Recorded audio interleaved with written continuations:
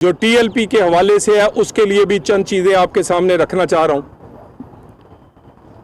कितनी अफसोस की बात है कि फलस्तीन पर, गजा पर मार्च करने वालों का एक मुतालबा भी फलस्तीन और गजा पे नहीं था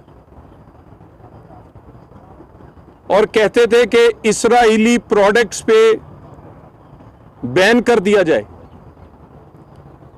पाकिस्तान से खत्म कर दिया जाए। 69 कड़ियां, 69 वॉचेस, ब्रांडेड वॉचेस इनकी तिजोरी से निकली है। इतनी तोशा खाने में भी पाकिस्तान के नहीं रही और हर उस ब्रांड की वो घड़ी थी जिसको ये कहा करते थे ये हनूदो और जो गैर मुस्लिम है ये उनके ब्रांड्स हैं, ये बैन कर दें। लोगों ने उन ब्रांड्स का नाम नहीं सुना होगा जिस ब्रांड की घड़ियां थी, किन पे, जिन पे ये कहते थे कि इन पर पाकिस्तान में पाबंदी लगा दे। अकाउंट्स कुछ आइडेंटिफाई हुए हैं, 100 अकाउंट्स ऐसे आइडेंटिफाई हुए हैं जो इनकी क़यादत के ज्यादातर ज़ेरे इस्तेमाल थे और उसमें प्रॉफिट जो कि सूद पे मिलता है पाकिस्तान की बैंकों से, उसमें करोड़ों रुपए का प्रॉफिट वो साल में लेते थे। यानी जिस सूद पे ये कहते हैं लोगों को कि आप पाबंदी लगा दें, बैंकों में पैसे ना जमा कराएं, कुछ ना करें, उसी प्रॉफिट से अपने प्रॉफिट ले रहे हैं उन पैसों से जो लोगों ने इन्होंने डोनेशन दिए हैं। और 100 अकाउंट्स ऐसे हम पब्लिक करने जा रहे हैं जिनमें इनकी करोड़ों रुपए की ट्रांजैक्शंस हैं और उस ट्रांजैक्शन में करोड़ों रुपए का प्रॉफिट इन्होंने उसी बैंकिंग सिस्टम से लिया है जिसको ये कहते हैं कि सूद हराम है। आज के दिन तक लापता है। इन्होंने कफन बांधा था, लोगों के बच्चे शहीद हो या शहजाद इंस्पेक्टर हो, उसको दर्जनों गोलियां मार के तो शहीद करके चले गए, लेकिन ना कफन मिल रहा है ना कफन बांधने वाला मिल रहा है। पाकिस्तान ऐसी मनफी सियासत और पाकिस्तान ऐसी मनफी सरगर्मियों का मुतहम्मिल नहीं हो सकता। ना केपी के वजीर आला जैसी कम अकल क़यादत का मुतहम्मिल हो सकता है और ना टीएलपी जैसी जमात जिसका मसला ही कोई और है, जो आज तक समझ नहीं आया, जिसका जो इंतहा पसंदाना एक सोच रख के इस पाकिस्तान में से न जाने क्या, एक साइड पर अफगानिस्तान हमलावर था, अफगानिस्तान हमारे लोगों पे बमबारी कर रहा था और दूसरी साइड पर मुरीद के में टीएलपी के लोग डायरेक्ट गोलियां हमारे सिपाहियों पे चला रहे थे। दर्जनों लोग आज भी जख्मी हैं, अपाहज हैं, लाचार हुए हैं, शहीद आपके सामने है। ये किस गोली से हुआ है?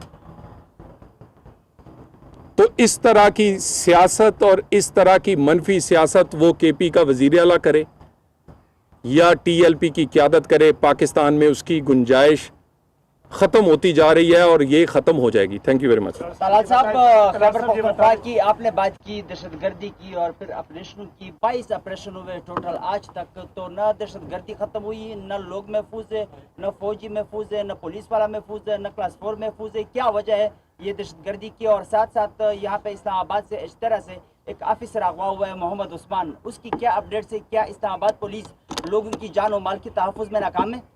देखिए, पाकिस्तान में दहशतगर्दी पर पहले भी ऑपरेशंस हुए और 2017-18 इस बात का गवाह है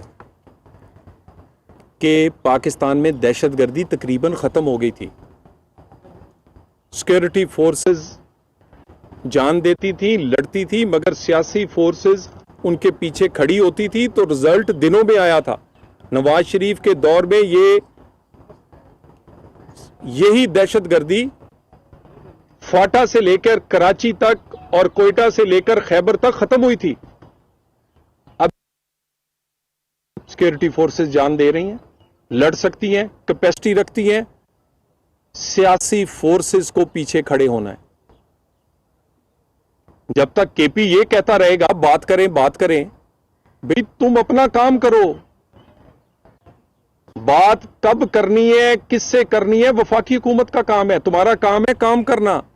बताओ तुम्हारा सूबा क्यों महफूज नहीं है। बाकी सूबे जिन्होंने सीटीडी बनाई, जिन्होंने इन्वेस्ट किया अपनी पुलिस पे, जिन्होंने सेफ सिटीज बनाए, फोरेंसिक लैब्स बनाई, जिन्होंने सियासी क़यादत पीछे खड़ी हुई, जिनके वहां तो दहशतगर्दी नहीं है।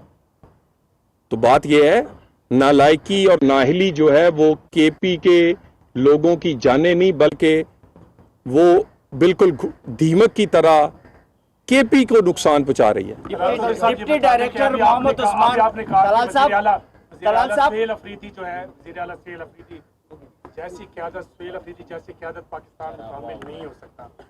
तो आइन में तो एक ऑप्शन है सर, आइन पे इजाज़त है, विफाक को इजाज़त है, आइन में है गवर्नर राज, क्योंकि आपने कहा मुतामिल नहीं हो सकता ऐसा वज़ीर आला का।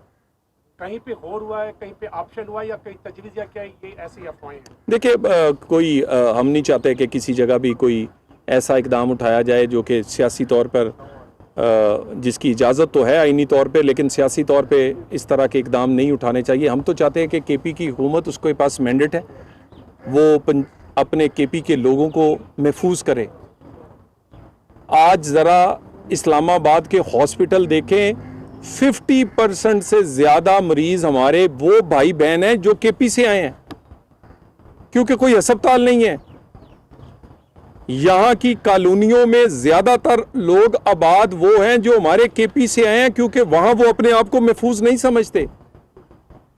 तो जिनका मैंडेट है वो काम करें। आइन में दी गए जो इख्तियार हैं उनको इस्तेमाल करने से गुरेज करते हैं। हर सियासी हुकूमत के वो ना इस्तेमाल करना पड़ता है। हुकूमत टीएलपी के ऊपर पाबंदी लगाने जा रही है। दूसरा, साद रिजवी के मुतल्लिक़ कहा जा रहा है कि वो कहीं महफूज हाथों में है। तो इतने दिन गुजर गए हैं, हमारी सिक्योरिटी एजेंसी क्या कर रही हैं? साद रिजवी का अभी तक पता क्यों नहीं चल सका? देखिए, जो टीएलपी के हवाले से पंजाब हुकूमत ने एक रेफरेंस भेजा है जो जिसमें बहुत सारे हकायक हैं और आंखें खोल देने वाले हकायक हैं। कितना नुकसान किया है, किस तरह का इनका तर्ज अमल है, और कौन इतने शवाहिद उसके अंदर भेजे गए हैं कि वफाकी हुकूमत, इंटीरियर मिनिस्ट्री जो है वो उस पर काम कर रही है। उस पर बाकी जो आइनी और कानूनी चीज़ें हैं उस पर उसके तहत काम कर रही है। मज़ीद इस पर ड्यू डिलिजेंस जो है, मज़ीद इन तमाम जो हमें क्वाइफ भेजे गए हैं उनकी तहकीक उस पर कर रहे हैं। उसके बाद इसका फैसला